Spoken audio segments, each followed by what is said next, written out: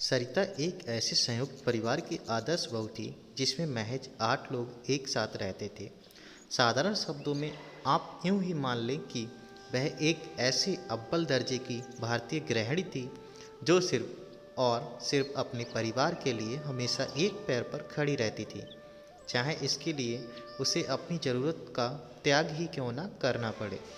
इसके एवज में उसके ससुराल के लोग उसे बेहद प्यार करते थे। अगर सरिता ना होती तो शायद सिंह परिवार अब तक अलग थलग पड़ गया होता। पर संयुक्त परिवार में सभी लोगों के लिए खास बनना भी इतना सरल नहीं है जितना कि सुनने में लगता है। पहले सुबह जग जाना, घर के सारे काम काज करने के बाद एक एक सदस्य के लिए पसंदीदा खाना तैयार करना सरिता की एक दिनचर्या बन गई थी। अपने काम के प्रति हमेशा सजग रहने वाली इस आदर्श बहू के अलावा घर की महिलाओं में सरिता की छोटी उसकी लापरवाह देवरानी राशि और स्वभाव से बहुत ही सख्त घर की मालकिन निर्मला मौजूद थी। घर में उसकी चलती को मान लेने में ही भलाई है। यही कारण है कि वह इतनी कम उम्र में सिर्फ एकमात्र बेटी की माँ है। राशि साइकोलॉजी में पोस्ट ग्रेजुएट की पढ़ाई कर रही थी। इस वजह से उसे पढ़ाई के लिए देर रात तक जगना पड़ता था। वह पढ़ लिख कर अपने जीवन में एक साइकोथेरेपिस्ट के रूप में मुकाम हासिल करना चाहती थी। एक सपोर्टिव भाभी होने के नाते सरिता घर के काम में राशि जो कुछ भी कर सकती थी उसे वह सहर्ष स्वीकार कर लेती। यही कोई बसंत के दौरान सुबह सुबह का वक्त था। निर्मला ने पूजा पाठ करने के बाद सरिता को आवाज़ दी और बोली, सरिता चलो हम लोग नाश्ता कर लेते हैं। हम लोग हर सुबह राशि के आने की प्रतीक्षा नहीं कर सकते। इसके बाद सरिता किचन में चली गई, प्लेट में खाना निकालने लगी। तभी एकाएक उसके दिमाग में शादी की शुरुआती दिनों के दौरान होने वाली कष्टों की यादें ताज़ा हो गईं। सरिता उस सुबह को याद कर सिहर उठी जब उसे जगने में थोड़ी देर हो जाती थी। उन दिनों उसकी सास चुपचाप ही सही बहुत ही बुरा बर्ताव करती थी। वह उसके साथ लंच भी नहीं कर पाती थी। अपने ख्यालों में गुम सरिता कई साल बीत जाने के बाद फिर से उन पुरानी यादों को ताज़ा कर रही थी।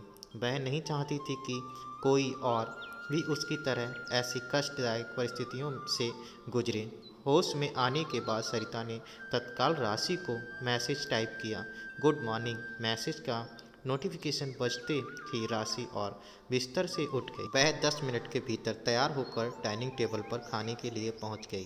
टेबल पर बैठी निर्मला को देख वह अंदर से काफ़ी सहमी हुई थी। उस वक्त घर में चारों तरफ शांति छाई हुई थी। निर्मला खाने में व्यस्त थी। जब उसने अपनी नज़रों को उठाया तो देखा कि सामने राशि बैठी हुई थी। उसने बड़ी ही बेरुखी से कहा, सरिता को बोलो कि चाय बनाए और मुझे भी एक कप दे। राशि डाइनिंग टेबल से उठी और किचन की ओर से चली गई। थोड़ी देर बाद गर्मा गर्म चाय लेकर आई और उसे टेबल पर रख कर बैठ गई। निर्मला ने कप उठाकर चाय की पहली चुस्की ली। वह राशि चुपचाप उन्हें देख रही थी। तभी निर्मला अचानक से बोल पड़ी, इलायची की चाय मुझे बहुत पसंद है माँ, आज राशि ने चाय बनाई है, वो भी खासकर आपके लिए। उसे मालूम ही कि इलायची की चाय आपकी फेवरेट है। किचन के अंदर से सरिता बोली। उस वक्त राशि को खुशी का कोई ठिकाना नहीं था। वह अपनी भावनाओं को एक पल भी रोके बिना किचन में गई और सरिता को जोर से गले लगा लिया। थैंक यू, अगर आप हेल्प नहीं करती तो मैं चाय नहीं बना पाती। उस वक्त अगर आपने मैसेज नहीं किया होता तो शायद मैं अब तक सो रही होती। इसी बीच राशि ने अपने कंधे पर कुछ थपथपाहट महसूस की। पीछे मुड़कर देखा तो घर की मालकिन निर्मला खड़ी थी। उसके चेहरे पर एक प्यार भरी मुस्कान थी। राशि ने आज तक उसके चेहरे पर इस तरह का भाव नहीं देखा था। थैंक यू राशि। बड़े ही सख्त स्वभाव की निर्मला का मन आखिरकार पिघल ही गया। यह देखकर सरिता का मन खुशी से खिल उठा। उसे एहसास हुआ कि अगर आपकी भावना आपके मन मस्तिष्क को कष्ट पहुंचा सकती है तो वह कुछ हद तक उसकी भरपाई भी कर सकती है।